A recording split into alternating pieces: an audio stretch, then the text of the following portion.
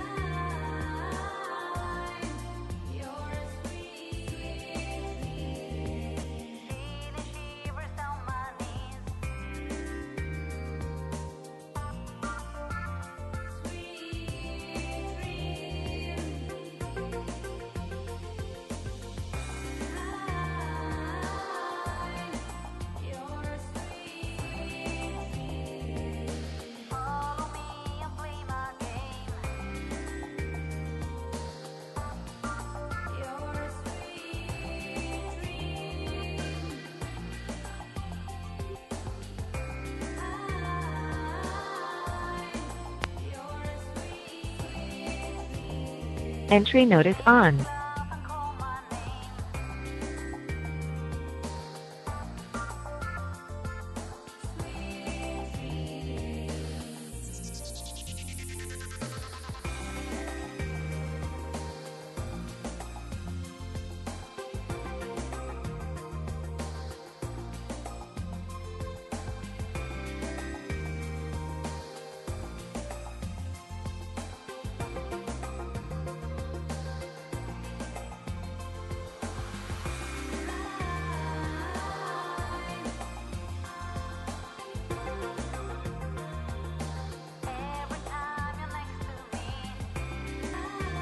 Good evening. Good evening.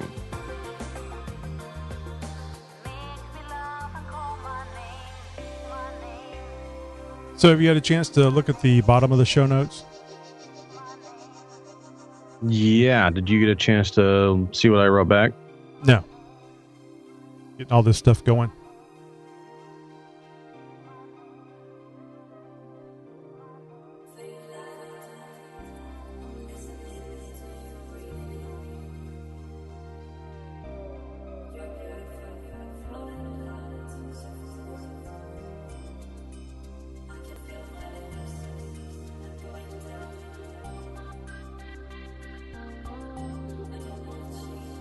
Yeah, that's what I was thinking. I was just getting that set up as well.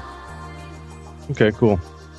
Hey, just a heads up. I'm feeling a little under the weather, so I may not be, my timing might be a little bit off tonight.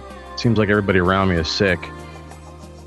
And I've been doing my best to fight it off. It just feels like tonight it's starting to catch up with me. Do you think you're going to be able to make it? I mean, if you need to beg out. No, I'll push through. No worries.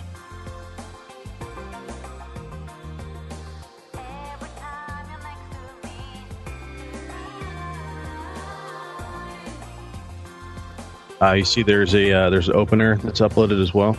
Yeah, I need to get that.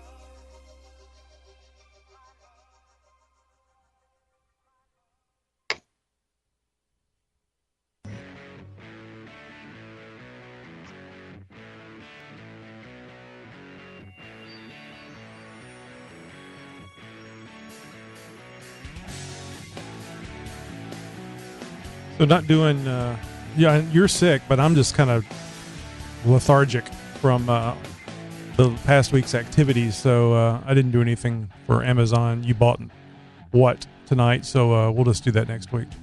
Yeah, I kind of figured that we could spend the Lions part of the show anyways talking about your SEMA experiences and everything else. So I don't, I threw up a This Week in Jeep, some This Week in Jeep notes, but I think we need that. Yeah, I think we need that. Okay.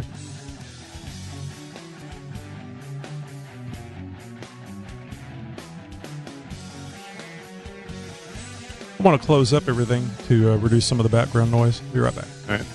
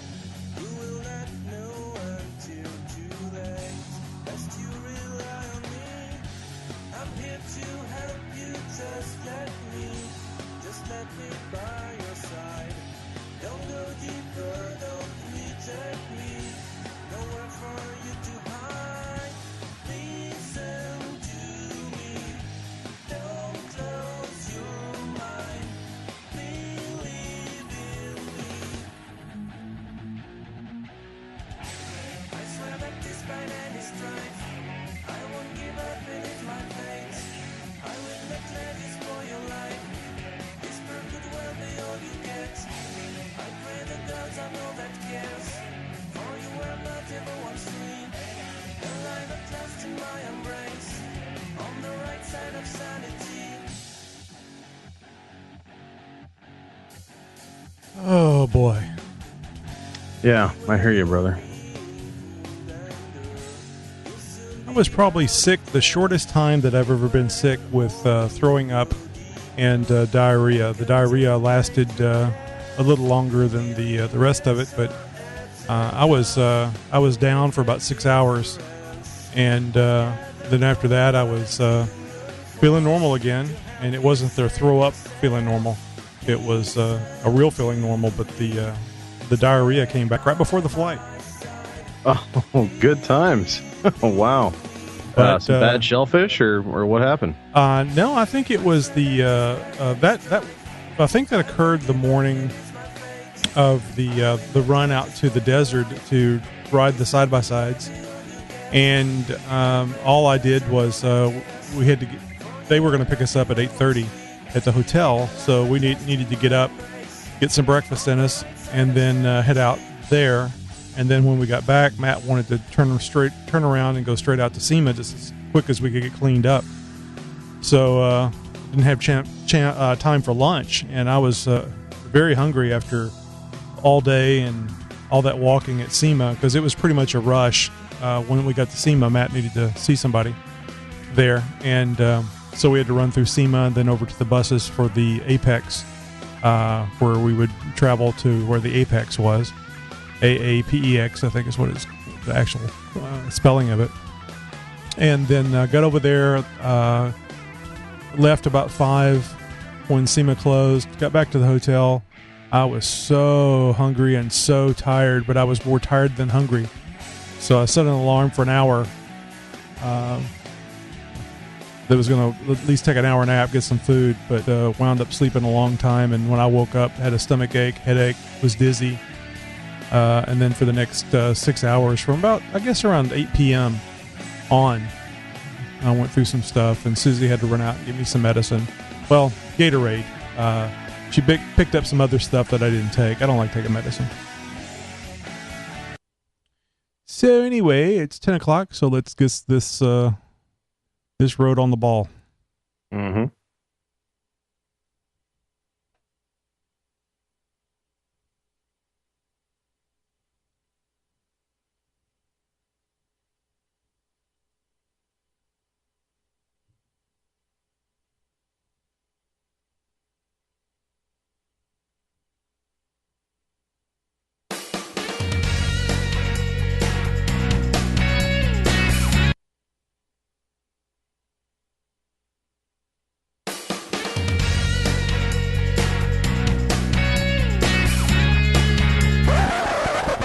interrupt this program for a live XJ Talk Show news alert. The state of California has just issued a report saying that car stereo speakers and headphones now cause cancer. Full update after the show.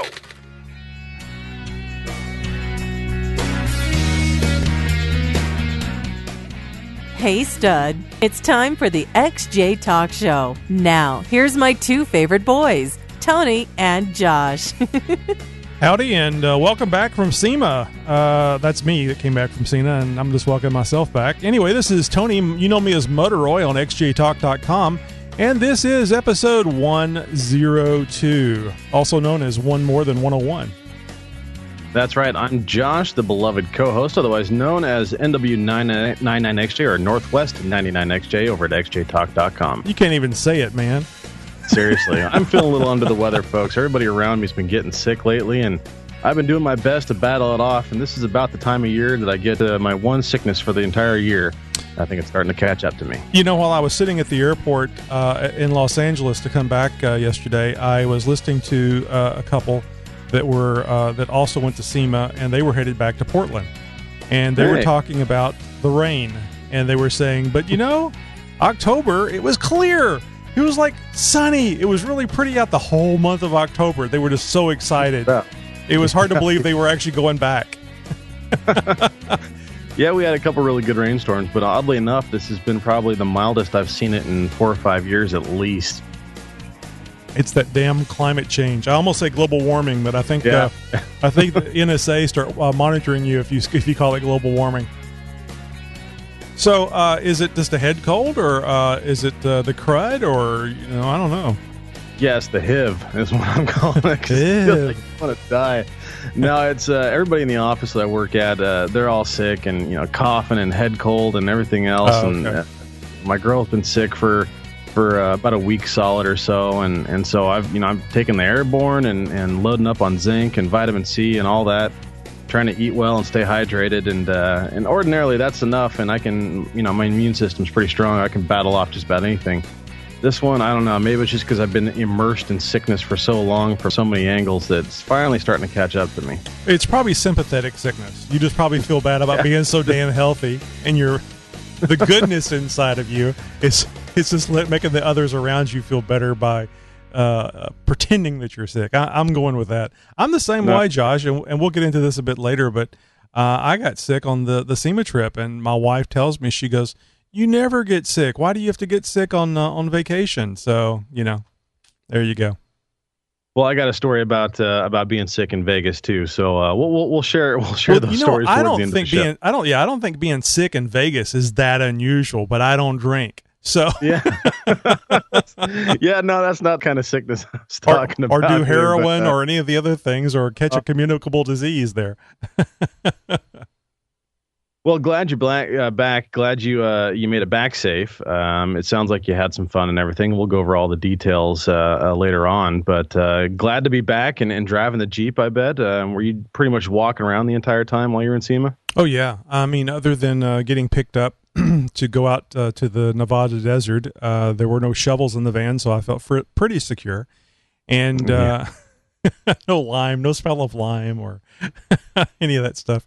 We were not on the strip. We were a little ways down, about 3 miles from the strip, at the Plaza Hotel, and it was nice. I think the last time we were there, which was about 20 years ago, during our honeymoon, the wife and I, and we stayed at the Imperial Palace, which is no longer there, and the Imperial Palace was probably the biggest hotel I've ever been in that cost $4.95 to build. It was the room wasn't bad, and we had one of those really big like mini swimming pool bathtubs in the room. Oh, okay. But the hallways were, I think I could, I'm 6 foot, a little over 6 foot, and I think I could put my hands side to side on the walls, not literally, but it was too close. And, oh boy! And at 6 foot, my head wasn't that far from the ceiling. The hall that goes to the room. So they were not making much room for the halls and making a lot of room for the rooms. And, they were just packing a lot of rooms into a smaller space. So it just kind of gave me I just didn't feel like it was a great hotel. Now, Yeah, it doesn't seem like it was NBA player friendly. oh no, I couldn't see anybody 6'7" going through there. That would have been rough. Now, I'm 6'3", and it sounds like I would have been dragging hair along the ceiling the whole way. Well, if you go into an inexpensive house, the ceilings are kind of low, and the more you pay for a house, the higher the ceilings are.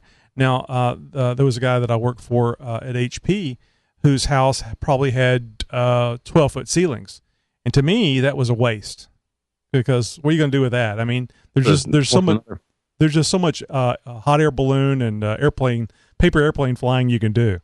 I was going to say, that's almost a whole nother floor. Yeah, it looked like it. It really looked like that. And there was 4 AC units outside the house. Wow, yeah, to keep all that airspace cool. Yeah, and these huge windows with nothing over them. So, no, simply amazing. Well, times have changed. I'm sure the Vegas you saw now is much, much different than it was 20 years ago. It is very, very dense. I didn't realize. It was really really a sight to behold. And I'll try to put some pictures up that we took. I guess that was Friday night. Yeah, Friday night, because it was really getting busy out there.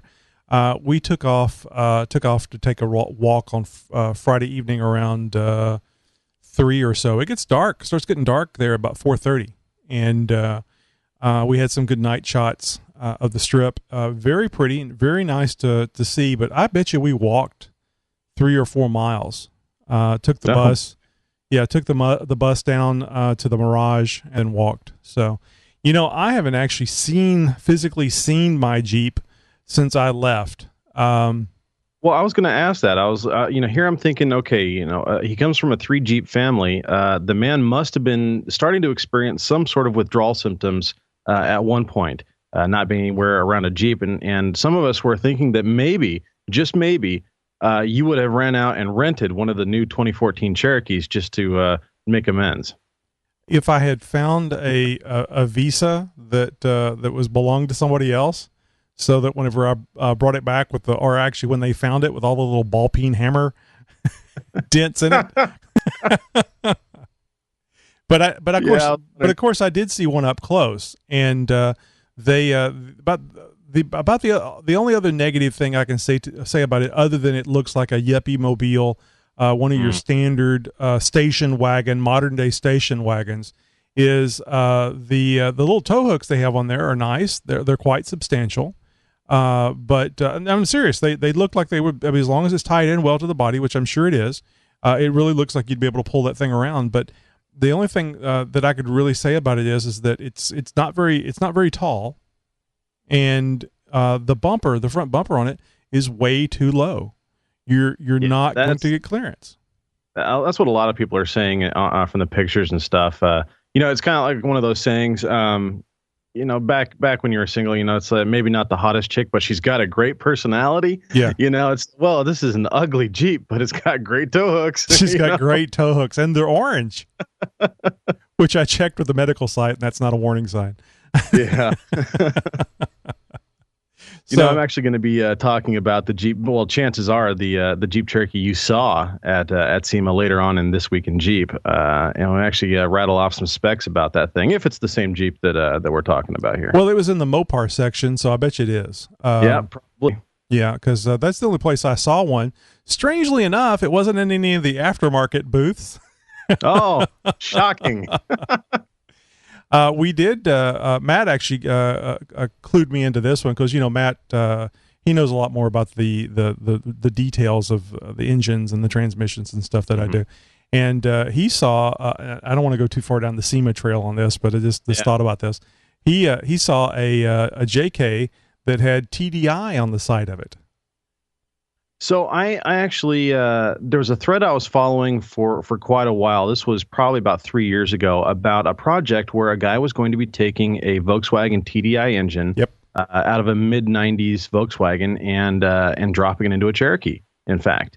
And had gotten so far as to sort of get the engine actually into the Jeep, fabbing up his own motor mounts and everything, working out different adapters to get the drivetrain and everything else hooked up.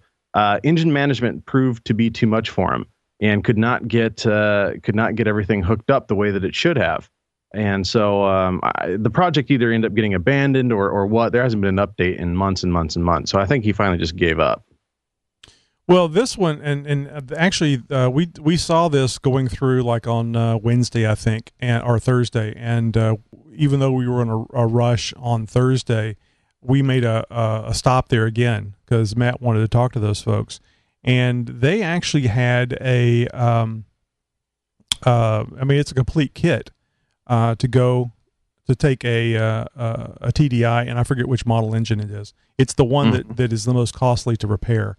When you have problems with it, but they had all the stuff that you needed, and they had the accessories plate to go on the front of it, so it would accept all the Jeep JK accessories. Wow! Now that's definitely taking things to a whole nother level. Yeah, he was really excited about it, and he was doing all this these mental calculations and thinking about actually changing his 97 over to a TDI, and he wanted to go back and and while we were there the first time, he asked if they had anything for a Cherokee, and it's in the works. I think they currently have a plate for an AW4, but they were working through some of the other things, but that is something they're working towards. And he was doing some mental calculations, so he wanted to go back over there and talk to him on Friday when we were rushing through. I'm sorry, on Thursday when we were rushing through, and he found out the total price would be $5,500. Yeah, no, that sounds about right. If it's too good to be true, chances are it's going to cost a lot of money. Well, I think he mentioned to me that the adapter plate for the Porsche that he is working on with a V8 in it was about $200, and the plate that they want to adapt the AW4 to the TDI is $2,500. Yikes! So why in God's name do you need to spend $25 or maybe it was $2,200? Why do you need to spend over $2,000 for an adapter plate? Well, to make a profit, to make a healthy profit. That's the answer. Because you really, really like your Cherokee. It's a great idea. I mean, the TDI is and the JK was getting like 33. I would imagine at least, yeah, miles per gallon. So, yeah, one of the guys I work with, he's got one of those new Volkswagen TDIs. I mean new, 2013, 2014 model, and he averages like 47, 50 miles to the gallon sometimes. He's like, if he's really into it, he's hard pressed to get less than 33 miles to the gallon. Mm-hmm. Now, obviously, the power to weight ratio is going to be a lot different in a Jetta than it is, a Wrangler, especially in a 4-door JK. And if there's any, aftermarket done to it, armor, lift, larger rolling mass, wheels and tires and stuff like that, bumpers and winch. Yeah, obviously, all that weight is going to come into play. But this is virgin technology. This is prototype technology that you're paying for.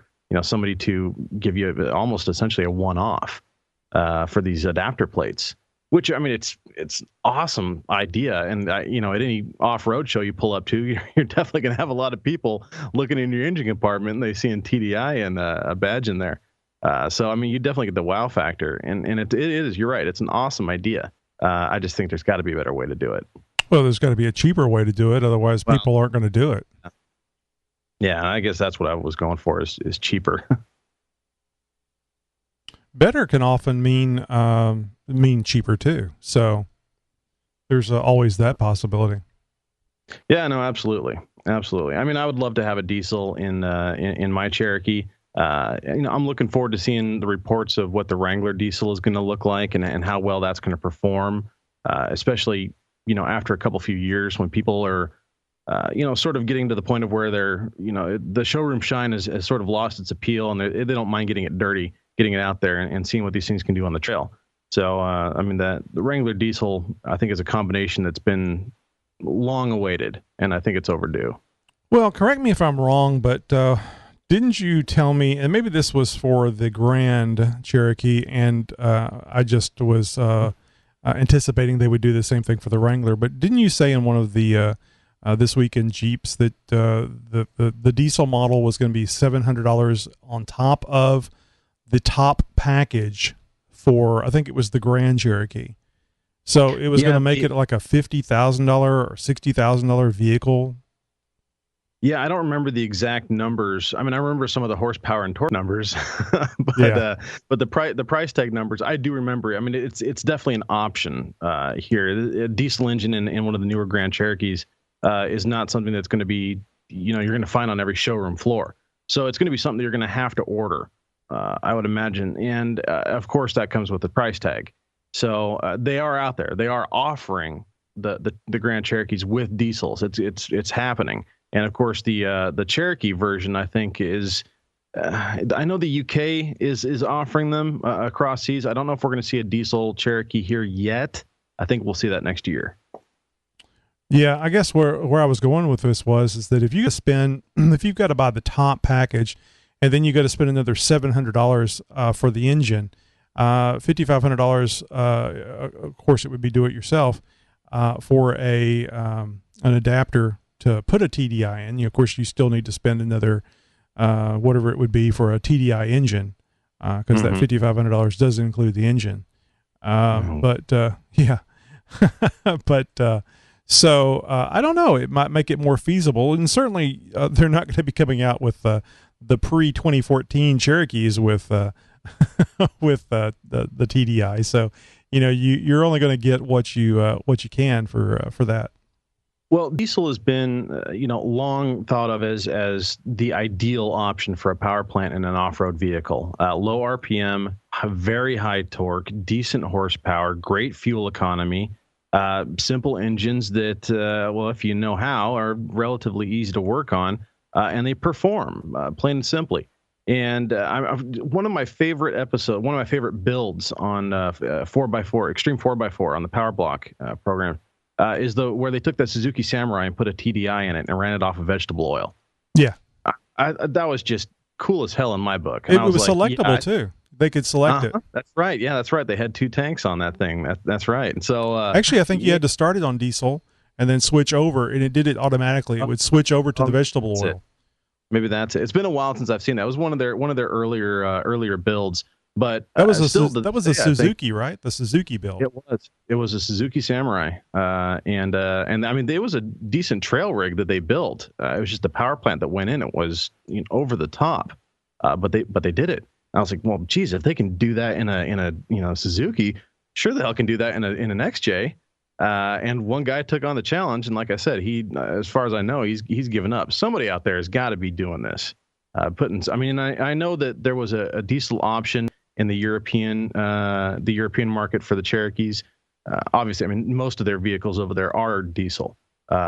So, imagine getting one shipped over here probably would take a fair amount of money and some strings being pulled. But hey, you could potentially have a bolt-in option for a diesel in an XJ if you had the money to do it.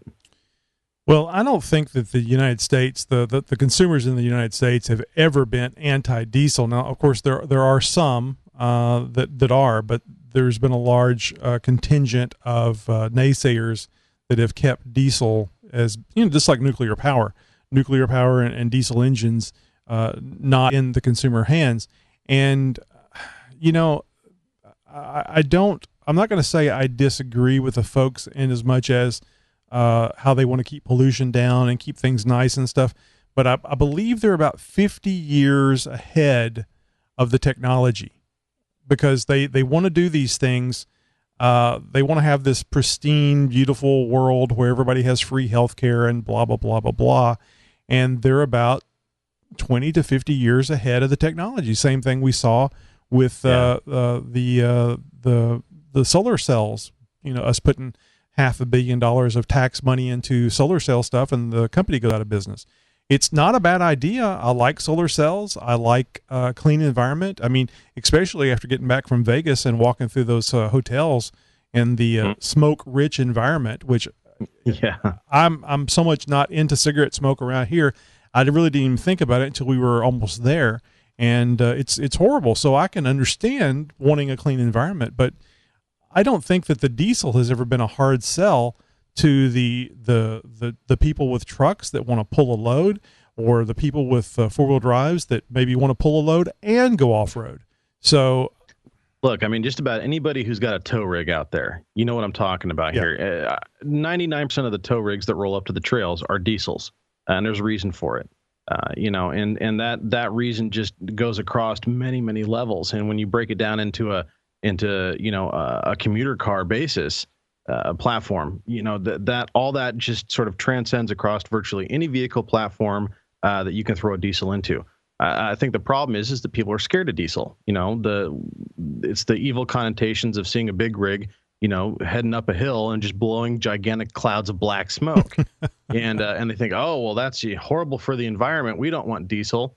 We certainly don't want it for our grocery getter. So that's, I think, primarily why we don't see diesels here, in the U.S. in the kind of scale that they have them over in Europe. Well, I think, and maybe I'm wrong about this, it's just my opinion, I think we don't have more nuclear power here because of one movie, The China Syndrome, where they are going to have a nuclear meltdown. And, 3 Mile Island, Fukushima, take your pick of reasons for people to get scared about it. I love it, but the fact of the matter is that no new nuclear plant technology has come out in the U.S. in 30 years, and it would take at least 15 years to build a new facility. And nobody seems to want to grant the permits to begin such a thing. No, of course not, because we'd rather spend billions of dollars on importing oil and billions of dollars in spending it for alternate technologies that are 30 years out.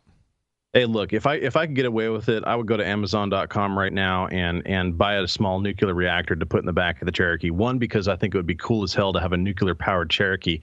But two, because I would never have to put gas in the thing ever again. No way. Yeah, absolutely. Well, I don't know. I've only seen a little bit about this, but there are low-level reactors that aren't, super hot that can be used in like neighborhood reactors where they bury them in the ground and they would supply power for like 200 homes, and they're a couple of $1 million.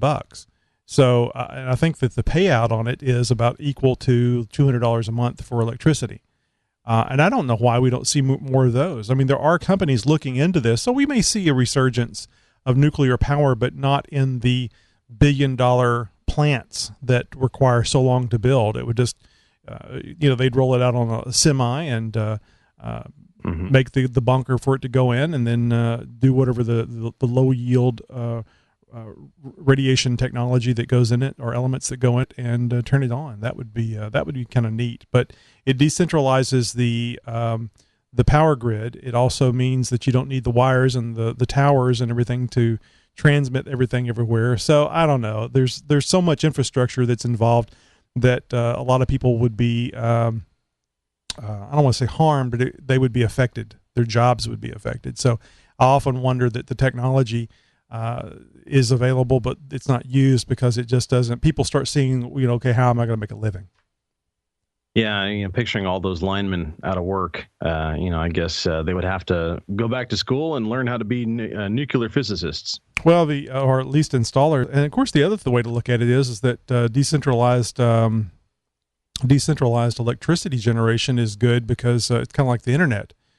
You don't have to have one big server place. You have servers all over with multiple paths to going to the different places. So any additional electricity that was available in the small reactor could be moved to other homes that could use it. And of course, if you had a bunch of those, then you could wind up decentralizing the electricity. What would really be cool would be to have one in the woods or in the mountains, so you could live up there and have a community with far away from where power lines go. It's too expensive. Well, speaking of electricity, I've long thought that an electric-powered off-road vehicle would be pretty dang neat. Oh, yeah. I've only seen a couple of concepts, and these are hobbled together, welded monstrosities of metal and rubber, and they look like something you'd see in a sci-fi film more than out on the trail. I'm sold. And these, again, personal projects and stuff. Yeah. But converting a Cherokee over to electric power, some of these high torque, wheel assembly type of electric motors, yes, with a central control unit and just filling the engine compartment with batteries. Why not? I'd dare somebody out there to do that. In fact, I think that would be it would definitely. I think it would set a precedent, and the technology and the resources are certainly becoming more and more available to where the backyard or the garage fabricator can do that sort of stuff himself. Yeah. Well, I've often said that the electric motors are with such high torque, and the efficiency that you get from them so much greater than an internal combustion engine, whether it be diesel or gas.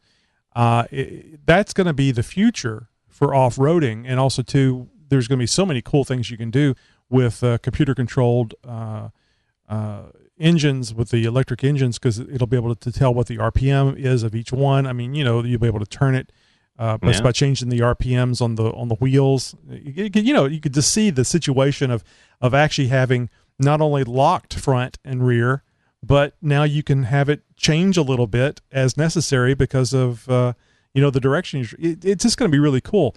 The biggest problem, and I've said it before, is a power supply. We just need a power supply that has enough power in it, and it's small enough, and it's not extremely heavy like a bunch of batteries.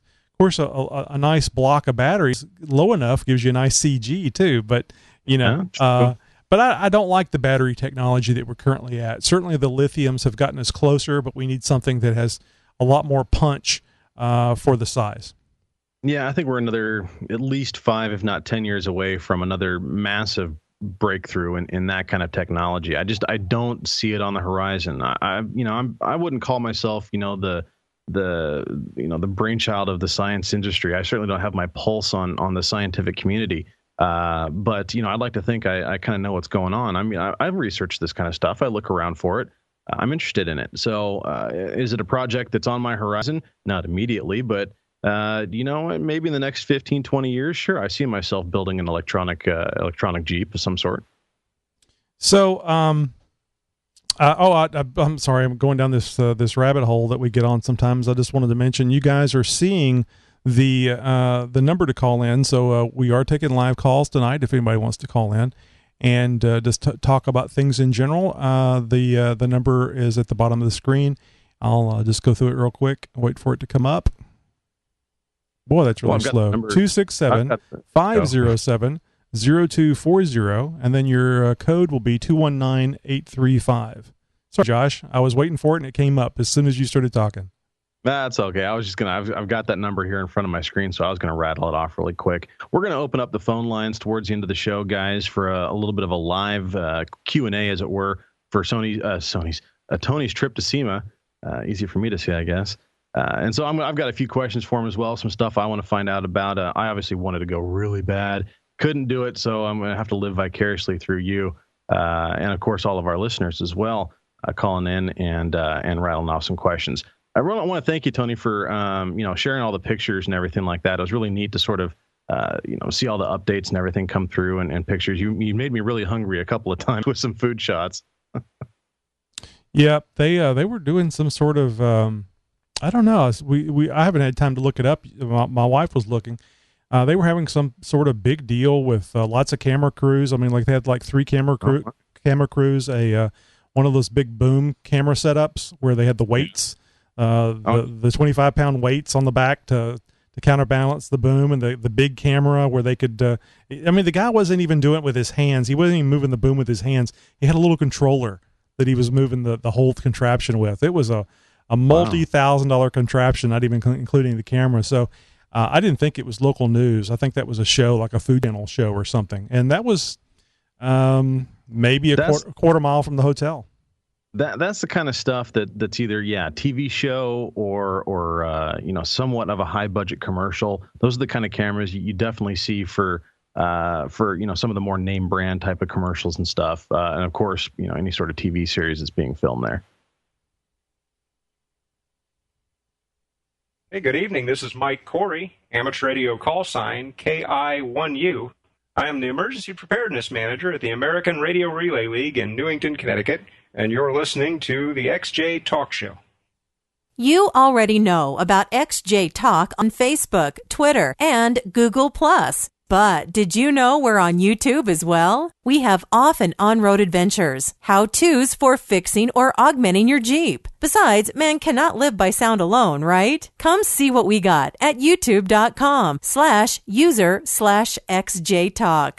Don't forget to subscribe and make comments on our videos. This Week in Jeep. Well, I was going to tell you guys about the Cherokee that potentially Tony saw at SEMA over at the Mopar section. Mopar did have quite a display from what I heard. And in that display was the Cherokee Trail Carver. This is what they call the Mopar Modified Jeep Cherokee. I'm, of course, referring to the 2014 Cherokee. The Mopar Modified Jeep Cherokee uses the Trailhawk 4x4 package platform, powered by a 3.2-liter V6 engine as a starting point. And they add to that a set of rock rails, a roof basket, a cat skin interior, which is kind of cool unto itself, I guess, and a bunch of electronic goodies like a wireless smartphone charging system and, of course, Wi-Fi. Now, the Jeep Cargo Management Receiver System, or the JCMRS as they're referring to it, is a unique option that features a running bar along the left interior to which Mopar items may be mounted. Now, I guess the Mopar items are going to be a list of things that you guys can purchase for your newer Jeeps as they come out.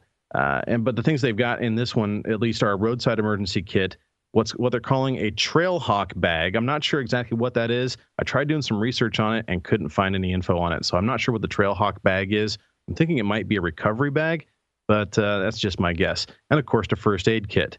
All of this will run you around $40,000 for this Trail Carver. Of course, this also comes with a very fancy paint scheme, and as Tony mentioned, some really nice shiny orange tow hooks.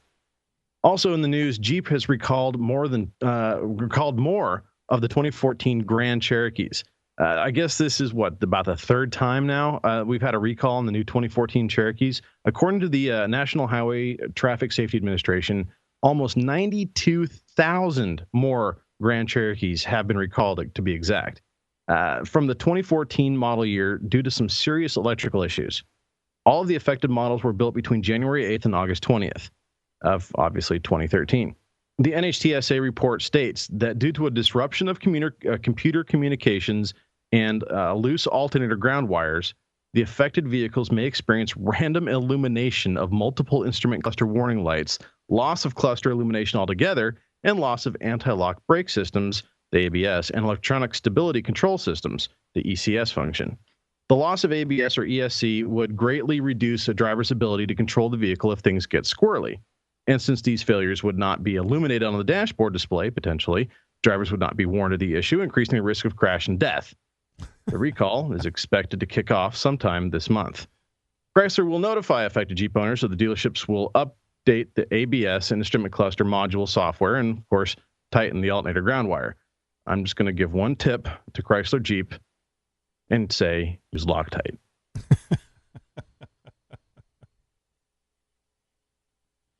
Wow. Yeah.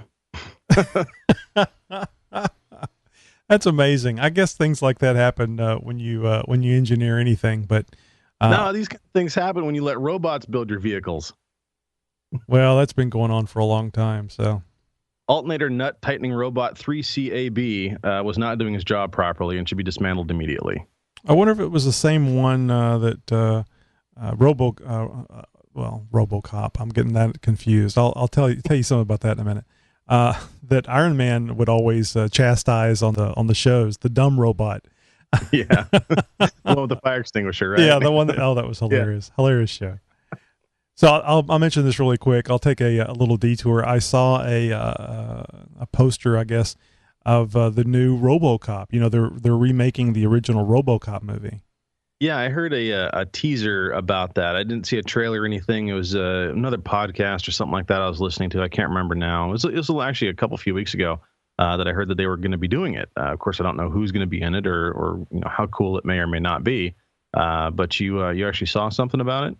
Yeah, on Internet Movie Database, they had like one of the movie posters, not a full screen thing, just up on the heading, and I was amazed. It makes sense now that I see it and think about it, but I was amazed at how much the new RoboCop outfit looks like Iron Man. Oh, geez, really? Yeah, because they're going to be using the same flexible technology that looks like they can make it look like metal, and the base that they may even be printing these things or doing the CNC by cutting the place, computer designed and cutting out with the CNC machine. So it's much more body fitting than the original RoboCop. It looks a little Batman-esque. Okay, I can go with that too. I'm looking at something. I was like, the first, I just right now, just as you were talking, looked up a Google image search of RoboCop 2014 and seeing some of the shots. And there's a couple of different suits that I'm seeing. One may be a video game pick. One may be, sort of a concept or conceptual picture graph or some sort. I'm not sure exactly what I'm looking at. I don't have time to click on everything, but yeah, we'll go over to imdb.com. Go to imdb.com because I think that's going to be the official one. Okay. Yeah, that makes sense. But of course I haven't, it was yesterday when I saw it, I think, so it may not still be on the front page. Well, it's not going to be cool unless he's driving a Jeep, damn it. That would be really nice. That would really be nice. Blow it up. and I was going to mention, at least the 2014 RoboCop looks a lot better than the 2014 Jeep Cherokee. Yeah, there we go. Looks like it can do some damage. And you can take that to the bank. Well, we've missed here a couple of shows, and I'm serious about missed hearing the Nikki G voicemails, but we've got them back for tonight. So let's get Nikki G's voicemail in here. All right. Hey, this is Tony. And this is Josh from the XJ Talk Show. We want to thank you for calling our 24/7 voice line. Yes, we do. Just leave your first name and your question or comment. There's no guarantee, but we may play your message on the podcast. Oh, and don't worry about keeping it clean. We'll take care of that. Now it's your turn to speak at the beep.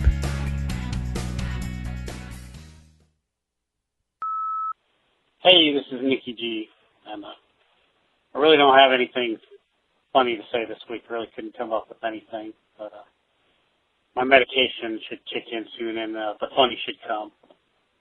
But I wanted to not leave you guys hanging, but I'll regale you with a story of my youth. As some of you might know, my first vehicle was a 74 AMC Gremlin, which was built back then. AMC built a Jeep, so it was kind of an ugly two-wheel drive Jeep, or as you might call it, the first Compass. But anyhow, the Gremlin succumbed to everything in northeast Ohio. The moisture and salt just got the better of it, and I was in the process of replacing a lot of body panels on it, but the doors were the first thing to go. So I got some good doors at a junkyard, and I was taking them off. And inside, took the panels off and everything, and inside the door was a big, huge nut. And there's not even a nut this size on a car, like a piece of machinery or a tractor or maybe a tank or something. It was a big, huge nut with a cardboard tag on it, attached with wires. And written on the tag was, "How long did it take you to find this rattle?" So, yeah, AMC factory workers got a sense of humor. Hard to believe they went out of business. All right, guys, I'll chat to you later. You have a good one. Bye. Hey, this is Nikki G.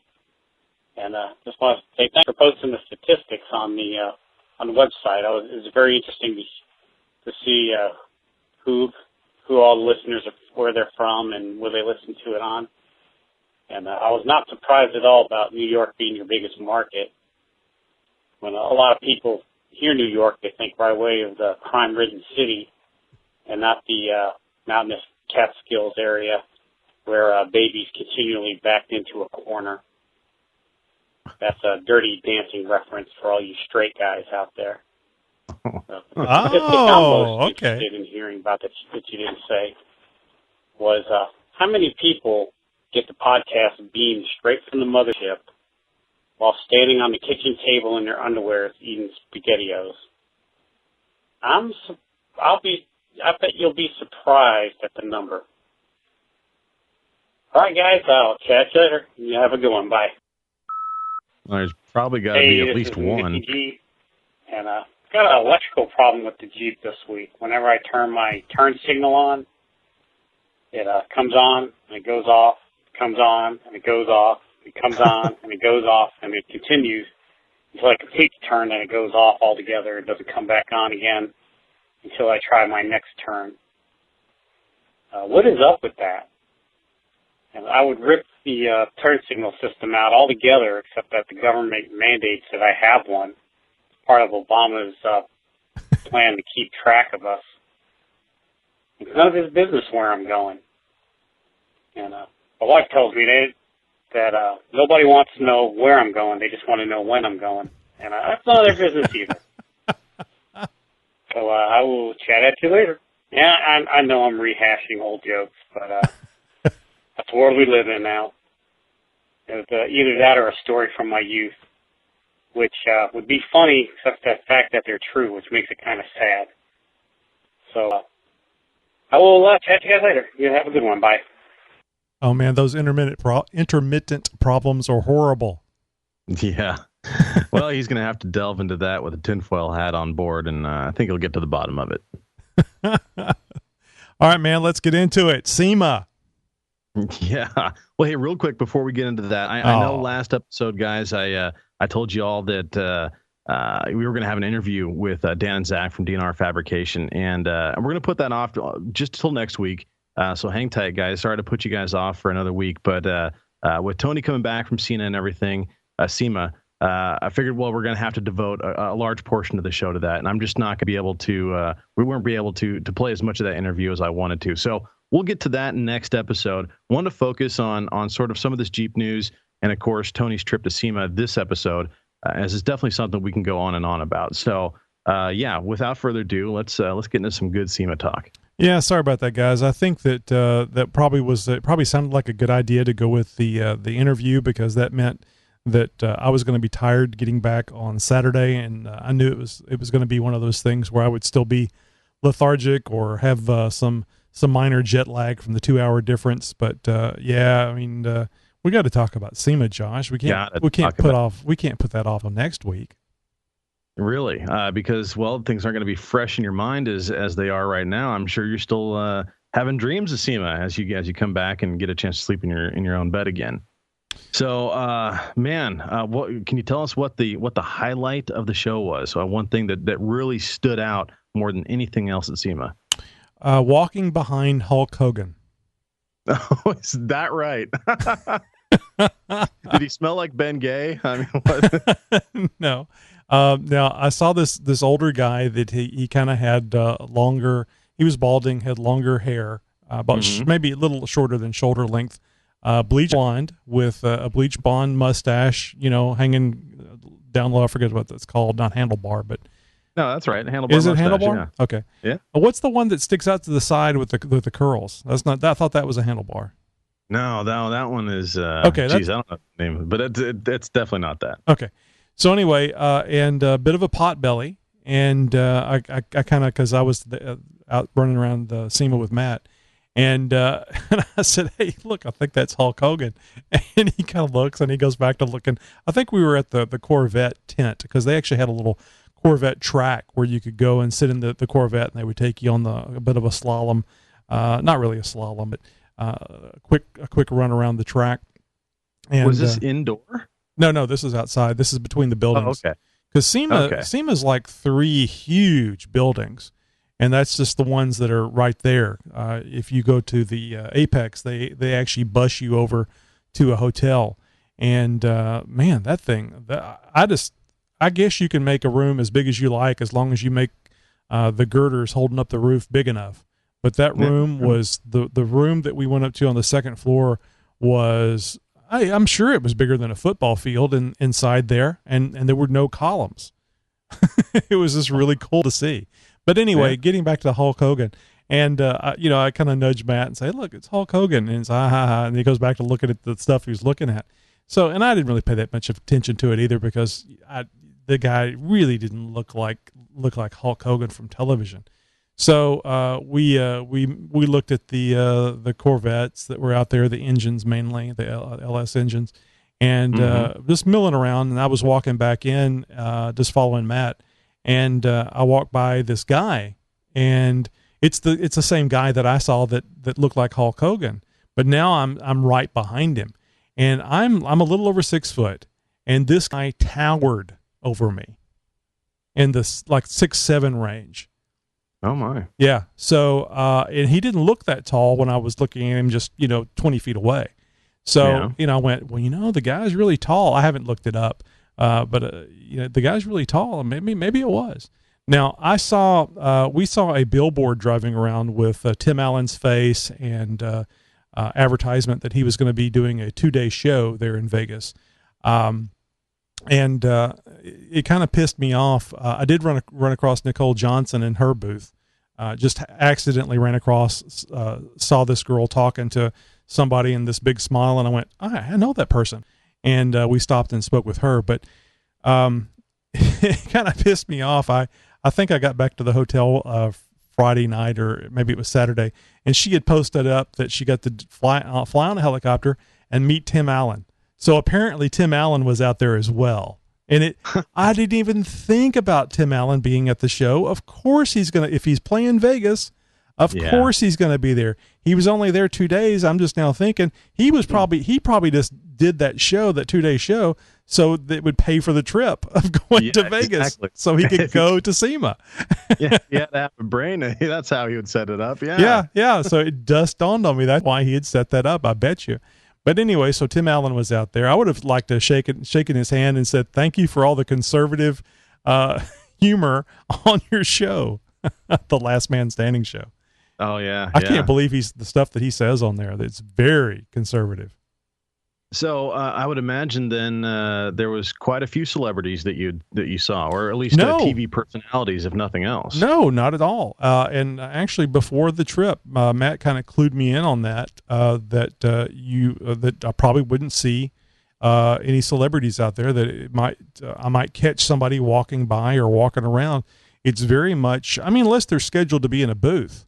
That the celebrities, and even at then, they go to the booth and they may just go and be gone. So, kind of like the Bigfoot sighting of maybe seeing Hulk Hogan, which I'm not a big sports or a professional wrestling fan, but certainly know him from like Saturday Night Live and other things.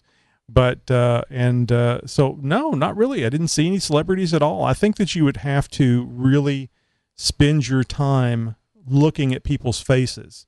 If you've ever run across a celebrity in person, it's different seeing the person on television or even on your screen on the internet, and then seeing them in person. It's almost like that looks like so-and-so. And then you have to think about it and go, I think that's so-and-so. And then you go, that must be so-and-so. So it's, at least that's been my experience. Now, I did happen to run across Matt Adair, and he actually reached out to me on Facebook. He said, I didn't know you guys were going to be at SEMA. You want to meet? So we spent about maybe 10 minutes sitting down with Matt Adair, and I'm talking about the Petty Cash Racing team that we've had the past interview, and he would like to do a couple more interviews with us and let us know what's going on with the Jeeps, and he told us some couple of interesting things about what's going on with them, and we'll be doing some interviews with him here in the next couple of months. Really, really cool there. A buddy of mine, one of my best friends, in fact, was at SEMA as well. I told him to keep an eye out for you. I highly doubted there would be any chance of you guys ever crossing paths, just because of how big and how many people were going to be there. Yeah. But he saw the guys from Fast and Loud, the guys from Dodge. The TV or the Discovery Channel TV show, Richard Rawlings and Aaron Kaufman. He ran into those guys and got a chance to sort of ham it up with them for a little while. I thought that was pretty cool. He called me like immediately after because we both liked the show. Yeah, and he's like, "You'll never guess who I just met." And so it was kind of neat. And of course, I was jealous, and I told him, "Well, catch him, go track him down again, run him down, and go get an autograph for me or something." Yeah. I was really looking at the vehicles, and we were moving through there pretty fast. It was kind of in retrospect that I realized I didn't get nearly amount of pictures that I wanted to get, but it's a lot of work stopping at each vehicle and taking a picture. So I tried to hit the ones that that I thought were the most interesting. Now, I don't know if you noticed, I think it was a lifted Ford. It was done very nice. Was that no, wait, I was thinking of the American Expedition Vehicles Dodge they did. No, it was one of those land yachts. And they probably had 37-inch tires on it, but the truck was so big and it was lifted so high that those what do they call it? Ice cream tires? The tires and wheels were not big enough. And I probably got over 20 negative comments about that picture. A lot of Southern California references. Yeah, that sounds about right. I thought you were at SEMA. All kinds of things. Very funny. But that was one of the first things I said to Matt, was, they should have put bigger tires on this thing. It doesn't look good that way.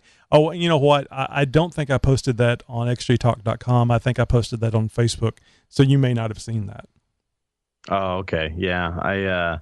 I was trying to keep up with everything and your posts every day on at least on the forum, and not I of course wasn't keeping up on the Facebook side of things. But I heard there was a lot of buzz on Facebook with SEMA. A lot of people that were there were sharing a lot of pictures on Facebook, and I guess there really was a lot of activity going on the Facebook side of things just because of this show. Yep. There was. I saw a few pictures from people that I know on Facebook as well. I didn't see them there. It was just kind of, I guess probably the reason why I saw Nicole Johnson there was she had a booth. So okay. She was at a static location. If she had been moving around, I probably wouldn't have run across her either. Now, the one thing I did learn that it makes complete sense. So I don't know why it's like sometimes you have to do things before it coalesces in your head. Mm-hmm. What I should have done was what Matt Adair did with me, was set up a time, or at least, hey, let's get together tomorrow or something like that. And I should have done that with Brian Hutton of Stomper. Now, of course, I saw Stomper, and like a dumbass, I'm thinking Brian's going to be standing there. During the 4 days of SEMA, he's going to be standing next to the Stomper, and I'm just going to go, hey, man, I'm Tony. Hey, how's it going? You got a few minutes I have no interviews. I took the audio recorder. I got no interviews, no audio. I was going to ask you. I figured, you were sort of waiting to pull that ace out of your pocket here and share something, a celebrity voice on the recorder or something. Nope, there was really zero opportunities, and it didn't dawn on me that that's exactly what I needed to do. And Matt Adair was just like a foosball ball bouncing around. He was really busy seeing people and talking to people and meeting people. So I literally only had about 10 minutes with him before he saw somebody and had to run off, which was okay because we were on the way to Apex at the time, so we didn't have very long either. But I didn't even really have time to pull out the recorder and do an impromptu recorder there. But on the good news is my little roadie dead kitten thing came in Monday, so I had a nice little thing on there, a little windbreak to go on there. But anyway, no, I didn't get to use it. So it really was very, very quick. We were moving through there very quick, and now was that, pardon my interruption. No. Was that just to cover the floor plan? I mean, did you have to move so fast through everything just to see it all? Did you see it all? Yes, I think so. But Matt Smorenberg, the guy that I met up there that got me the pass to get over there to get in, he was great. He was like the tour guide because he had the book out. He was there a day ahead of time, so he had been one day earlier than me. And he'd pull out the book and flip to the map, and there was things that he wanted to go see, and he goes, MagnaFlow's over here. And I said, hey, wherever you want to go. I didn't know what I was doing, so wherever you want to go. I was just following along. So we did spend quite a bit of time on Thursday talking to a Rubicon Express guy, asking them questions about their Cherokee parts. And this is something I kind of expressed on Facebook, and I think in my xjtalk.com post. There were, I did not see one Jeep Cherokee XJ at the show. Oh. Now, I think Matt got a picture of one that was in the parking lot, and I asked him, I said, did they just drive it there? Or In other words, is it somebody that's coming to see the show and they brought a Cherokee here, or is it on display? He says, no, it's on display. So there was one Jeep Cherokee XJ that we know of at the show. I didn't personally see it. Matt took a picture of it. And to me, that's just very disappointing. There is a huge following of Jeep Cherokees, and I will dare say so much of a following that Jeep is building this bastardized POS with the same name. Yeah. And, I understand Jeep's not going to put up an older Cherokee there, although I think it would have been kind of cool for them to put the new one and the old one side by side. Yes, I was just going to say that exact same thing. And I think that maybe in a couple of years, when the aftermarket industry reluctantly, I would imagine, produces some goods for the new 2014 Cherokee, that over the next few years, maybe, SEMA 2016 or 2017, we may see a display like that. Sort of look how far we've come type of thing, Cherokee old, Cherokee new, and who knows? I mean, it would have been nice. You're right. And I think it actually would have been kind of cool, especially if the Cherokee had like a tire up on the new one, sort of doing a wheel stand, or up against the tire of a new one, or a piss on you.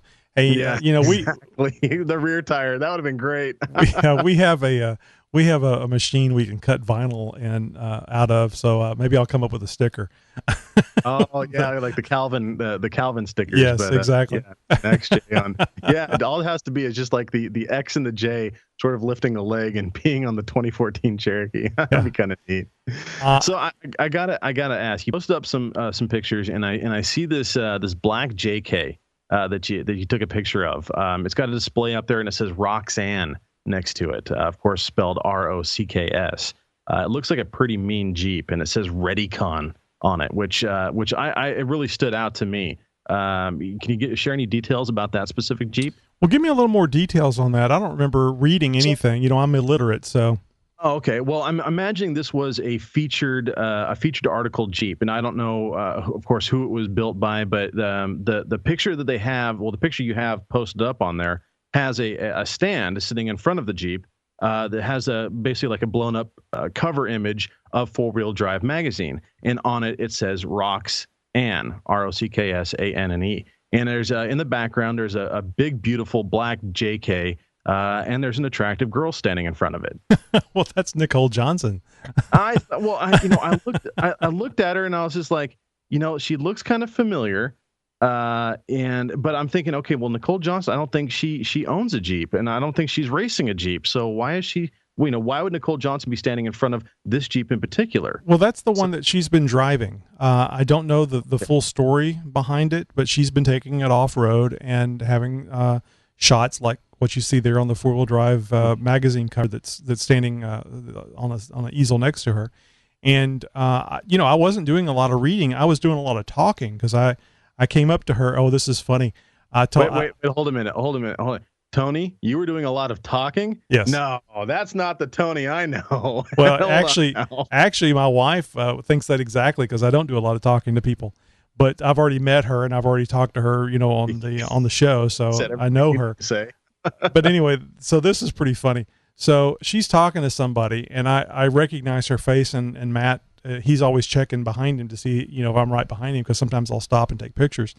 And he sees me stop, and I kind of do my head like I said, that's Nicole Johnson. He looks at her. He goes, like, really? Yeah. And I said, hang on. And then while this guy's talking to her, I tell Matt, I said, watch, I'm going to ask her about something about, why you got a Wrangler here and not a Cherokee or something, And so she gets done with the guy. And I said, she looks at me, and it's very much here's another noob at the show that I got to talk to. Right. She's very nice. So I'm probably just embellishing this too much. But anyway, she says kind of like, not like yes, but gives me the look on her face. And I went real serious. I said, so why no Cherokee here? I mean, I haven't, why, how did I put it? Like, how, where's all the Cherokees? And then I kind of get like a snarky, well, there's no Cherokees in my booth. I think there might be one in the Mopar display. And I said, that's not a real Cherokee. That's the 2014 Cherokee. Uh-huh. And I get this look, you know, the pretty girls from high school, the way they would look at you when you try to talk to them. And I knew I had her. And so I stuck up my hand. I said, hi, I'm Tony from XJ Talk. And she goes, this look comes over her face and she goes, oh, you're Tony. So I start talking to her, and then we're talking about stuff. And I asked her if I could take a picture. What was really funny is I did not notice it because I'm busy talking to her. I introduced her to Matt, and so we're both talking to her. And I didn't notice it, but this guy, I was taking pictures of her, and this guy standing next to me with a camera says, you can't take pictures. And I'm looking at him, I turn and look at him and smile, and I'm thinking to myself, good luck with that. Right. Because, you know, I don't know who you are. You don't look like you're an official. And even if you are, you're going to get this camera, you know, to start calling security now. And I kind of like, okay, smile, be friendly. Okay. And then I turn back to look at her, and then he goes, no, there's a sign. And there was a sign on her booth. Oh, if you see on there, you can kind of see the like the little tower thing next. Right. There was a sign there right next to the little table where she's signing autographs on posters, and it says something about not taking pictures. And she's freaking out. She goes, "No pictures, you know. What do you mean?" And he points to it, and she sticks her head around so she can see it, and she goes, "Oh." And then she lets him take a picture of her with her face right next to the no picture sign. That's great. Yeah, it was great right there. It was really cool. So anyway, it was a lot of fun seeing her again. Now, when I got done talking to her, I said, hey, I'm gonna let you get back to your stuff. And she goes, well, it was real nice meeting you. And I went, we've met. We met in Houston. We talked about this on the interview. So yeah. So well, I don't give a shit if she talks to 5,000 people. I just see how memorable I am. Yeah, exactly. Well, there's a memorable Jeep that I saw in your barrage of pictures, and one of them was this absolutely hideous Wrangler. It looks like it. You're talking about the pink one. The pink one. and not folks. For those of you who aren't on the forums, and obviously this is bad radio, and I'm going to do my best to describe this thing. It is hot pink. I'm talking 1984 hot fluorescent pink. And I like the camouflage with the pink embedded in it. So yeah, they've got this weird kind of camo going on with like pink and gray and black and green and I think it was maybe hydro dipped or something like that. And so they've got that. Probably. On some of the wheels and the grill facade, and it looks like maybe up and around the windshield trim or something like that, maybe part of the roll cage or something. I don't know, but the rest of this thing, the tub is white, and virtually everything else that could be bolted onto the Jeep is like this fluorescent hot pink. Yeah, they've got the full fender flares on this, so it's not really off-roadish. I mean, it's okay. You could do it, but it would be damaged with trees and stuff. But I don't think the point of this was to take it off-road. But that's a four-door JK. So the grill and the wheels are all this semi camo with the hot pink that matches the bumper, and the fender flares, and the I forget what you call that thing, but it's basically the light bar bracket that goes on around the window, and they've got that hot pink as well. Yeah. But it really stands out. I mean, well, yeah. This you can't help but notice this Jeep. I mean, it's definitely eye-catching. It's also hideous. It has a ton of LED lighting on it, which is cool. It's got a decent stance to it. I like the front bumper. The color scheme is really the only thing that's really getting to me. I just and I would imagine that's sort of why you took the picture of it. Now, I could definitely go with this sort of a theme if the pink was sort of dulled down a little bit. Maybe if they had some pink ribbon on it. And it was a breast cancer awareness Jeep or something like that. I could get on board for something like that. But this thing is just straight hideous. Oh, it's definitely a hot pink. It's not even a decent pink. But that's kind of the cool thing about Jeep and off-road vehicles, Jeeps and off-road vehicles that are these just amazing colors that should not be seen by anybody. You know, the thing like they say on the internet where it's something, things that have been seen can't be unseen. Mm-hmm. Yeah. Now, let me call your attention, because I don't think you'll probably notice this, because I haven't put up the close-up pictures yet. There is God, I can't even read it.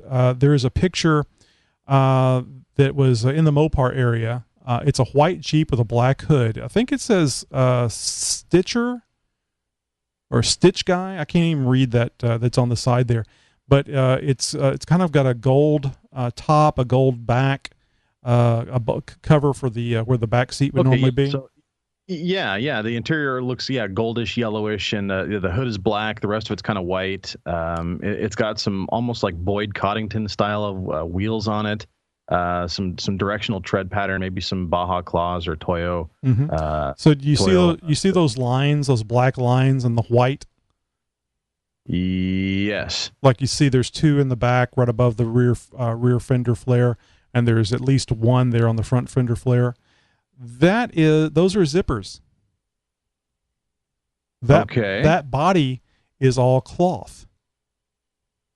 What? Yeah, it's all cloth hung over tubes. So you can actually unzip those panels and take all that off. Okay. And like I said, I do have some close-ups that I'll post up. But it's really cool. Matt actually pointed that out to me, because it was, I don't know that you can actually take it off, but it is zippers and it is cloth. It's a mesh. It looks solid there, but it's actually a mesh. Very interesting. Was anybody, sort of demonstrating anything with this? Was it just a display? I mean, just was it static? Yeah. Huh. Interesting. Yep. Very interesting. Yeah, I thought that one was pretty cool, and I thought I'd point that out to you, other than it just being a cool-looking Jeep. Well, I mean, it definitely is cool looking, and of course, I really enjoy looking at any kind of new and interesting and of course unique Jeep builds, and this would definitely fall into that category. I would imagine there's a ton of pics that you haven't shared, couldn't share. I mean, there's so much that would have to be uploaded and linked and stuff like that. Any idea roughly in gigs how many pictures you took? Oh, I set it for JPEG, so it wasn't gigs. Okay. So, okay. I kind of paced myself. I had like 1,500 estimated available on the camera, and I don't think I took that many. We were moving so fast, and also too, it was JK after JK after JK after JK. That's kind of what I was getting to. I'm seeing a sort of a theme, and there was one picture that you took that you posted up, at least on xjtalk.com, of a really cool looking flat fender, an old orange Willys that was, from what I can tell from the picture, absolutely pristine. Oh, it was very nice. Which I would imagine is sort of why you snapped this picture of it. I mean, it is bright orange. It's done up very, very well. It's just absolutely immaculate. And from top to bottom, got a nice big LED light bar across the top of it. Very simply done. It's not extravagant. It's not over the top. It's not really, gaudish by any stretch of the imagination, but it's very nicely and very cleanly built. Yeah. I would imagine there was at least a few of these older Jeeps in there, wasn't there? Yeah. But that was outside. And I do not recall. I think I may have seen one TJ on the inside. But by far, it was the JKs. And I think the JKs was something like you mentioned earlier. I think the JKs are kind of hitting that time where they're getting old enough where people don't mind doing things to them because it's not their nice new $40,000, $30,000 vehicle anymore. It's, it's 10 years old or whatever. So it's a little easier to cut into them or take things off of them. And, or maybe the wife won't badger you as much when you do. So, so I think that might be where it's going. And also too, I think that the people that are there for business, and good business is you cater to what you're selling the most of or what you can make the most profit on. And the JK is probably that.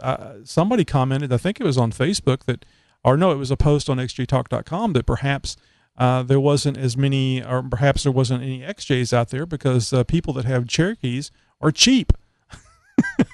They don't want to spend a lot of money. Otherwise, they'd have something like a Wrangler.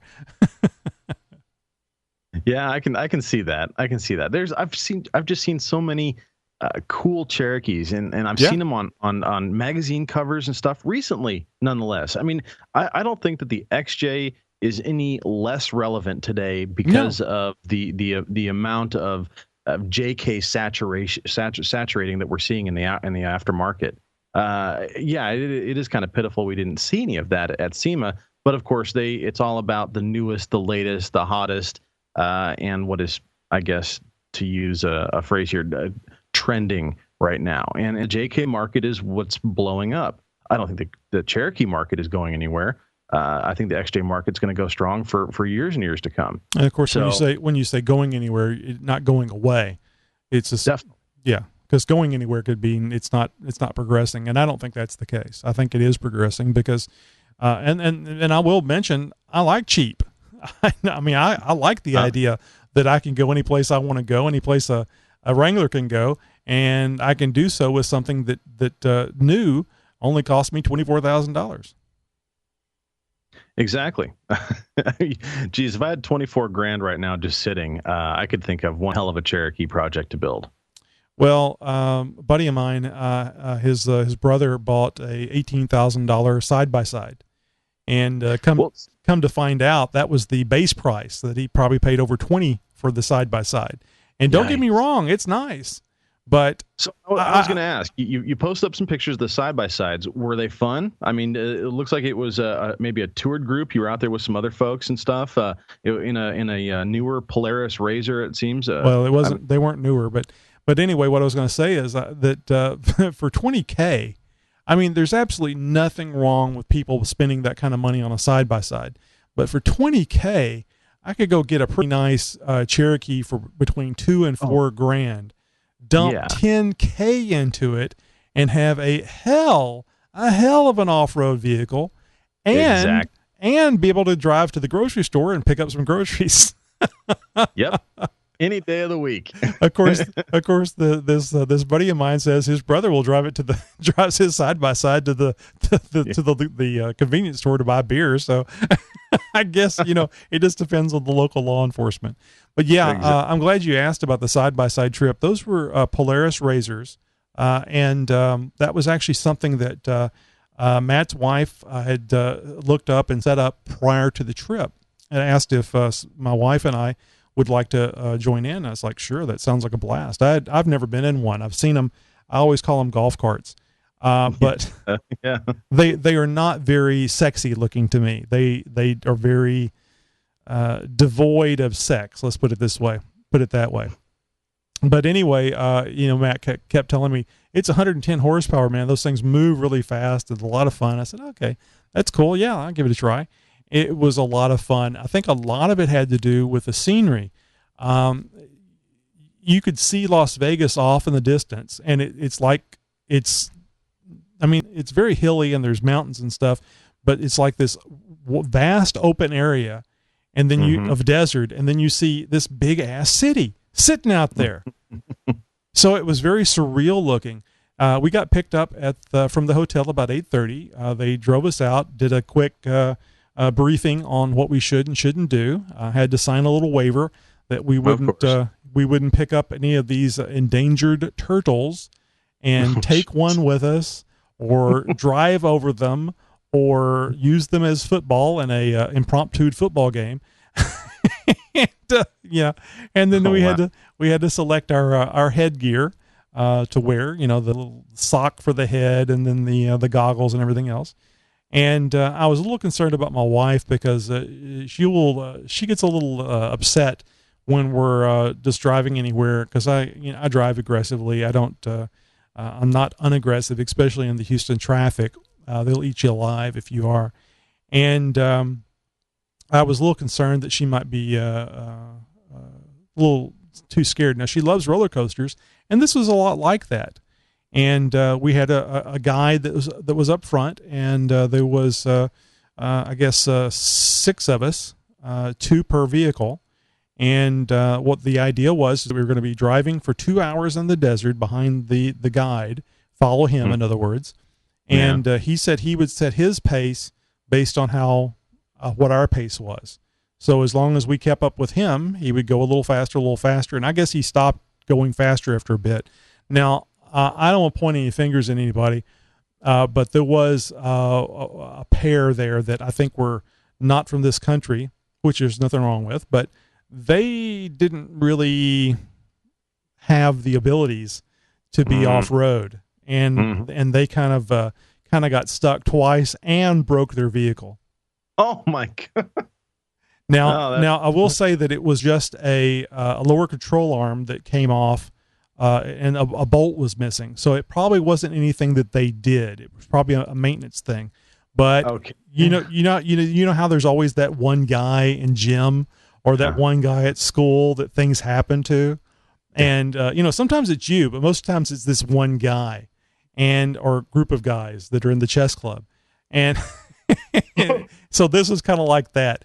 They got stuck twice, once in the first vehicle before it broke, and then once in the second vehicle. And now the second vehicle they had, I was actually driving a 4-place side-by-side. And the first one they had was a 2-place side-by-side, broke that one. They came and brought them another one, which was a 4-place. And that one is easier to get hung up on because it's longer. And we were going across some sand dunes and getting sideways on them because it's probably about a 45-degree edge as you're driving through there. So the back wheels kind of slide down and you just pedal to the metal and turn the front wheels and keep going. Well, I think they went up over the edge. And then when they got up over the edge, they high centered. Yep. So they had to be rescued, and we sat there. I pulled up next to Matt and his wife and did my hands like, what the hell are these people doing out here? This type of thing, because I'm a pro at this point. Now, when I took off, I tried to be very careful about how I was driving. I didn't know what the acceleration was going to be like. I didn't know the vehicle, so I needed time to get to learn the vehicle. And once I learned the vehicle, then I was on Matt's ass like a duck on a June bug. Well, I've never been in one of these things. I've seen them up close quite a bit. I've heard them. I've seen them out in dunes or out on trails when I'm out messing around. They look like they could be fun. Oh, they're a lot of fun, especially the 2-seater ones. They're a little bit smaller. I've always been a nut for go-karts, and these things definitely remind me of. Well, if you had a go-kart and you could make it go off-road, this is what it would look like. I mean, the old school Honda Odysseys, not the minivan folks. That's what they used to call them. And they were just little Honda 50cc powered off-road go-karts. They had the mini bike balloon tires, and you could take them. And when I say off-road, I don't mean rock climbing. Like some of these things are actually, people are building these side-by-sides, building them up to be competition rock crawlers. And competition off-road racing vehicles, and certainly not anything to that standard. But I got my hands on one of those when I was a kid, and I never wanted to let it go. And these things definitely sort of play into that childhood fantasy of an off-road go-kart. Yeah, they're a lot of fun. I couldn't see myself personally spending the money for one. Well, no, you've got a Cherokee. Why would you? They're just too expensive, and you have to tow them to wherever you're going to go, and et cetera, et cetera. But like I was saying, I couldn't see actually having one of these things unless they want to be a sponsor on the show, and then I'll be happy to say that I would buy one. Absolutely. But they were a lot of fun. The biggest thing, and you don't really see it in the pictures that I put up so far, the biggest thing was the scenery. And the being in the desert and the rocks. There was a point there where we did have to put it into 4-wheel drive low to do some rock climbing and crawling over. So that was pretty neat too.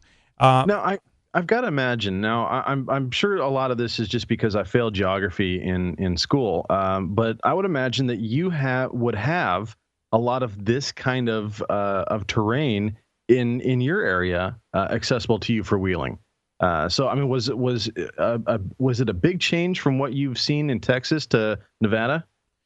It looked like being on the surface of the moon to me. That's how different it was. was it because of the expanse? I mean, it was so vast, and you don't have that kind of open land space in around your area to play with? Well, we do have the open land space, but it's green, and there are no mountains. It's very flat, and it would be either a sandy mud or a gumbo, a clay mud that would be off road. So having this kind of sand, I mean, I even made the comment, because you drive an hour and then you can swap drivers. My wife didn't want to drive, so I drove the entire 2 hours. But so we were out of the vehicles after that 1 hour, and that's when we found that that one side was damaged. But anyway, I remember standing there going, well, I see the beach, but where's the water? Because it looked a lot like the sand like you would see in Galveston. But the beach ain't that big. It's it's maybe a couple 100 feet, and then there's water, and the sand was very fine. Now there were areas where it was rocky, sandy. There was areas where it was sand dunes, sandy, and just pure sand. Interesting. And I would say, the rock crawling was certainly a lot of fun. Driving over the kind of the grayish rock was fun, but probably I've always enjoyed mud. And in the mud, you slide around. The front end may go one direction, the rear end goes another direction, and that was very much the way it was in the sand. Matt started going up high on the dunes because there was a low area that you could run through, or you could run up on the dune and then come down. And I thought, well, that must be fun. So that's what I was starting to do, is go up high, and it's almost like banking in like on an oval racetrack. Yeah, so, you get up on on a berm almost, and that centrifugal force is kind of keeping you up against the side of the wall or the dune or the bowl as you sort of carve around into it. Exactly. Yeah. Whereas otherwise you might actually kind of roll over if you didn't have that centrifugal force. So I started doing that, and but anyway, going back to my wife and my driving, when we went up the first steep hill, which was the first one that those two guys got stuck on. He made jumped out. No, he made it very clear that you need to wait till they're up about 3/4 of the way, and then you go, because you need to give them enough time to make it up. And if they're not going to make it up, they get stuck. You don't want to be stuck too. Well, it was kind of rocky about 3/4 of the way up, and then there's a lot of sand towards the top. And apparently they slow down in the sand, and then they start doing the sand rooster tails because they can't go up any further.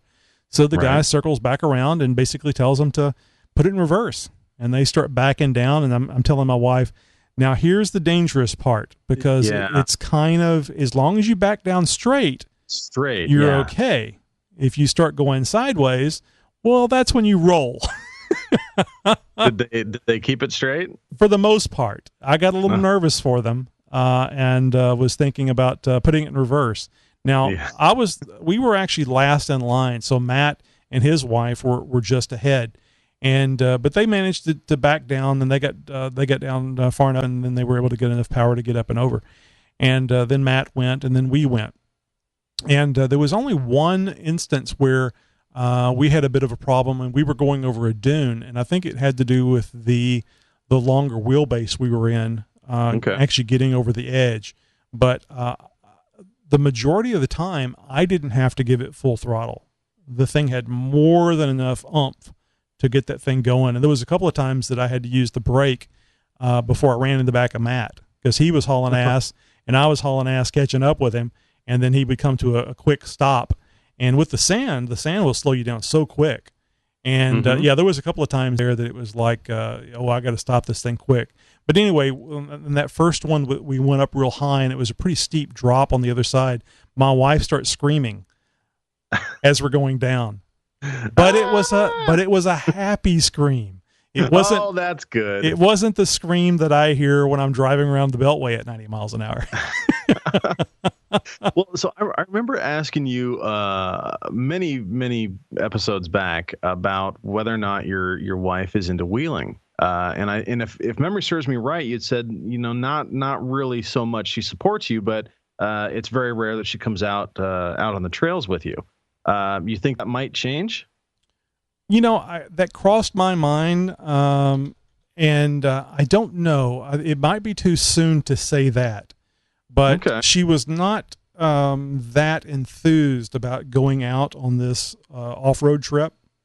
I think maybe she had in her mind, come to think of it, the last time we went up anything that steep wasn't nearly that high. It was in my stock Cherokee, and it was many years ago. She did not like it. She absolutely did not like us going up that 45, 50 degree embankment. And it was only maybe 10, 15 feet high. This thing that we went up was probably a good 60 feet high. And then, and just as much or more going down the other side. So I don't know if it had to do with the being on vacation atmosphere, not worrying about the family vehicle being damaged, because she doesn't know. She's not the one that does the research on the parts, puts the parts on, knows the thickness of things. So, one thing she said to me that was a bit disturbing was, she goes, "Yeah, but we were following somebody that knew where they were going. Whenever you're going someplace, I don't know, if you know what you're doing." Oh, come on now. Give the guy a little credit. Exactly. And I said like, "Oh, thanks." And we give each other a hard time. So, of course, and I said, "Oh, thanks." She goes, "No, I just mean that he's been out here. He knows." I didn't care how she got it straight in her head as far as being okay with it. So I'm not sure. It's a long answer. I'm not sure. After that trip, it might be more likely that she would go off road with me. I would like to think that would be something that you might look forward to. I know I like having my girl out with me when we're out on the trails. It's a lot of fun. Now, every single time, maybe not, but there's times where I just want to go out and be one with the woods and the trails and the dirt and the mud and the rocks and all that stuff. And there's some wheeling trips that I go that it probably would not be very good for her to be there, just because of it. It's a little bit more extreme wheeling. And if things go hairy, I don't want her to be there. And that's not very often, but nonetheless, they pop up. But I'm glad you guys had fun out there, man. The side-by-sides out in the Nevada desert, it does look like an area that I would love to take the Jeep out on. I'm sure the entire time you were out there, I'm sure in your head you were like, yeah, I'd take the Jeep over there like this, and over here I'd be doing that, and that sort of thing. I know I would be. Yep, I would love to have been in the Cherokee, and I told Matt that during the break, and he says, "Oh, you just wanted the air conditioning." Yeah, right. Well, I'm sitting here looking at the pictures, and it looks like your wife's bundled up. It looks like she's almost got a ski coat on. Well, you know how women are about getting cold. Okay. Also, too, they told us it was very dusty. The lady that gave us the did the thing about the tortoises and everything, she said that we would be covered in a ton of dirt and blah blah blah when we were done. We were dusty, but come on. Yeah. I put the vest on just simply because there's no windshield or anything, and it was like 60 degrees out. So I figured that with all that wind, it probably would chill me. So I had the life jacket thing on with no sleeves. I'm very much a heat pump. So I was going to say, man, 60 degrees, that's shorts and t-shirt weather for me. yeah, I agree. But with a steady wind of 30 to 50 miles an hour, though, that's a good wind. Yeah. No, but I'm just talking about us driving without any kind of windshield. Okay. Driving between 30 and 50 miles an hour. It was funny. My wife asked, "How fast do you think we were going?" I said, "Hell, I don't know." And in some of her shots, I saw that there was a speedometer there. I didn't, what do you care? I'm just moving. We don't need that out here. We're driving by the seat of our pants. I'm hauling ass. That's how fast I'm going. Exactly. But I understood. I would have liked to know too, especially on those 2 or 3 instances that I was coming up on Matt that was almost at a dead stop, and I was hauling, just coming up really fast. But it was pretty fun. Hey guys, sorry about the length of the show. We probably should have started the SEMA thing much sooner. But Josh, any final questions? Anything that you wanted to cover about SEMA?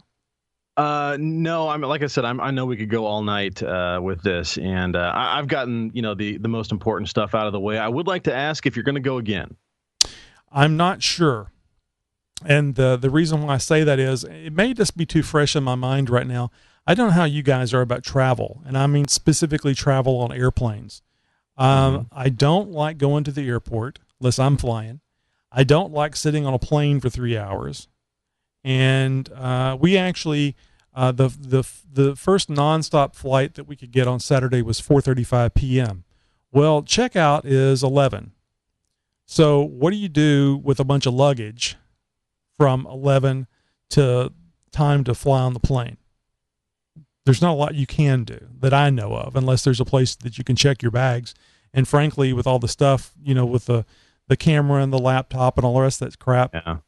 So there's just a lot of waiting involved that equates to boredom. So that's about the only thing I can say that would be the negative to it. And also to all the walking. Yeah, you have to get a Segway for next year. I made that comment to Matt. I was surprised I hadn't seen any Segways. The one of the amazing things that I saw were people that were certainly overweight on those little, what do you call them? Like the little rascal scooters. Yeah, rascal, exactly. I saw a lot of rascals. I saw a couple of guys that looked like they were 25 on rascals chasing each other. That might have been one of my friends, actually. It sounds like them. which I thought would be a pretty cool thing to do. Oh yeah, I was gonna say, given the opportunity, I would have been there doing the same thing. and there's absolutely, I don't want to say there's anything wrong with this. It just cuts down on the whine factor for me. I was surprised to see people out there that were paraplegics, that absolutely had to be in something to be either pushed around or drive themselves around, and sometimes they were by themselves. And yeah, you got to be some kind of gutsy, in my mind, to be out there disabled and cruising through, looking at the show. If I end up losing the ability of my my arms and legs, I'm still going to be gearhead at heart, and given the opportunity, yeah, man, I'm gonna be there. I mean, but my bitching about doing all the walking, I was a lot better off than what they were, and they were still there. So exactly. But it was a lot of fun. It was a great first time experience being out there. It reminded me a lot of the Houston Car Show, just a lot bigger. Well, I'm looking forward to more pictures, seeing more pictures and stuff as well. God, I really want to get out there. I want to hit up SEMA next year, maybe even CES. I'd love to go to a CES show. I think that would just be awesome. Maybe next year, the XJ Talk Show team can be out there as a pair. Hey, you never can tell. It might happen. Well, guys, tune in next week for episode 103, and hopefully we'll get our crap together and get that interview that Josh has been promising us. Yeah, I got a couple other interviews that I dug up out of the archives. I didn't realize that I haven't shared with you guys yet. They're from a couple of Jeep shows that I did this summer, so we'll try and get those out to you here in the near future as well. Well, guys, make sure you guys hit up our YouTube channel, subscribe. Make sure you guys give us a 5-star review on iTunes. And for next week, we'll see you next time.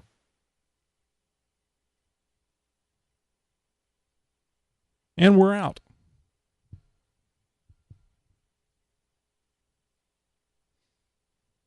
So I ate a little something earlier, and I think it is my little stomach thing is not gone away because for the last 20 minutes or so, I've been needing to go to the bathroom.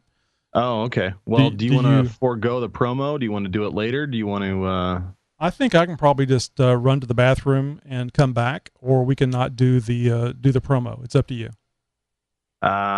It would give you time to work on the copy. Well, I'm okay. Yeah, why don't you run to the bathroom? I'll refresh my water and work on the copy, and I'll see you back here in just a little bit. Okay.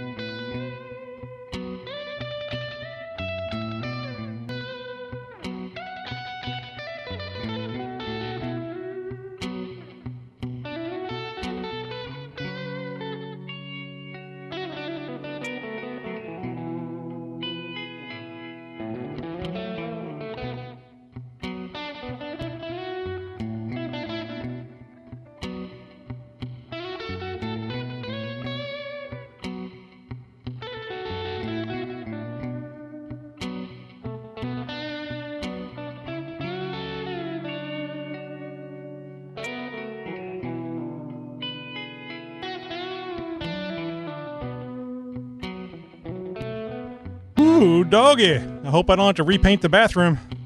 Are you feeling some wallpaper in there, huh? Oh my God.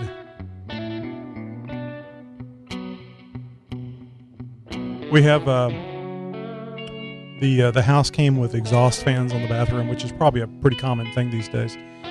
Oh yeah. And I didn't like those fans staying on for forever because it was a switch.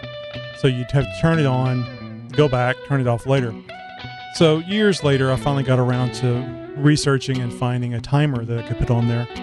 And the timers had been around for a long time, but not very inexpensive ones. They were usually pretty expensive. And I found on Amazon, I think it's Leviton or Levitan, which is a fairly well-known brand. And brand, yeah. Digital timers. So you could get one that would do 0 to 30 minutes or 0 to 60 minutes, and basically you press a little button and choose like 1 minute, 5 minutes, 15 minutes, 30 minutes, or something like that, and the other one was longer. So I picked up 3 of those for the 3 bathrooms here in the house and installed them. And then it kind of dawned on me that the level of smell that is created could actually, with them in every bathroom, you could actually rate how bad it was by how long you needed to set the fan to run. Oh, it's going to be a 30-minute. I'm going to have to set. And it's just like a little LED bars. So you could say, oh, that wasn't so bad. That was just a 1 bar. But if you get up to a 5 LED bar, that's some serious business. We're at DEFCON 4 here, people. Yeah. So it's like if you go, whoa, don't go in there. That was a 5 bar. Now, I generally do 2, maybe 3. 15 minutes on that fan going is good. Well, that one I just set for 5 bars. That one's going to go for a half hour. What the hell did you eat, man? Well, it's like I said, it's whatever it made me sick. Because I wonder if it was not necessarily what you ate, but what you did after you ate. I think it was a combination of all the walking, because I was under a lot of stress, a lot more stress than what I normally am. So I think that maybe I'm sure there was something in the food that was tainted. But we eat things every day that has some bacteria, something that is something that could make us sick. It just really has to do with how well your immune system is functioning. So I was on the airplane, out of my comfort zone, getting hot and sweaty all the time because I'm moving around and there's no constant airflow around me. Like I said earlier, I'm a heat pump, and so there's no telling. So I'm just the amazing thing was I was sick for such a short period of time. I mean, where I really felt sick and had the fever and the chills and all the rest of that stuff. Classic food poisoning. But the only thing I'm really suffering with now, and it comes and goes, I don't want to be too gross for the audience, but I'm a guy. Whenever you have diarrhea and then you get to I feel like I need to go, and you're not quite sure if you should or not, and you do, and you're so happy that it was just gas. Oh. I'm well. Well, I've hit that gas stage twice now, but I'm back to the diarrhea, so it's back and forth. I need to quit eating just regular food. I've only had food poisoning once, and it was, full blown. Holy cow! I probably should have gone to the hospital for poisoning. I've never had it that bad. Oh, geez, I thought I was going to die. And still to this day, I've never gone back to that place. It was one of my most favoritist places to get some halfway decent, authentic Mexican food. Mm-hmm. And it just, oh God, it freaking killed me. And I was laid up for 2 days solid before I could even get off the couch. It was into the bathroom. It was coming out of both ends. It was miserable. I've got a stomach of cast iron. I can eat ghost pepper chilies. I can handle the hot stuff. I can handle seeing gross, odd, weird things. And it doesn't get me squeamish or anything like that. I can eat way too much and be fine with it. But I can even eat something that maybe was a little past its prime. Mm-hmm. and be for the most part fine. But if something is really off, and which is apparently what I got that one time, and I don't know what it was because it tasted just fine too. Yeah. It got me bad, and it put me down. And I never want to go through that again. Yeah, I've never had it that bad, but it usually lasts longer than this. At least the being sick, where you can't eat anything because it'll come back. Once you throw up, you feel good, but if you get anything in you, then you'll start feeling bad again. I threw up twice, and the first time I threw up, since I had eaten breakfast, and it was like 10 or 11 o'clock at night, I had nothing in my stomach. Mm-hmm. So I couldn't eat solid food when I was. I was reduced to applesauce and maybe Jell-O, and there was a couple times I couldn't even keep that down. I was drinking Pedialyte because it was I couldn't keep anything in me. I was so thirsty, and my wife went out to Walgreens and picked me up a thing of Gatorade, and within about 15 minutes, I drank that whole thing, knowing full well it could be coming back up. Yeah. It just really tasted good. It was I was very hungry because I ate in the morning, and then I was going to eat when I got back to the hotel around 5 or 6, laid down because I was more sleepy than I was hungry.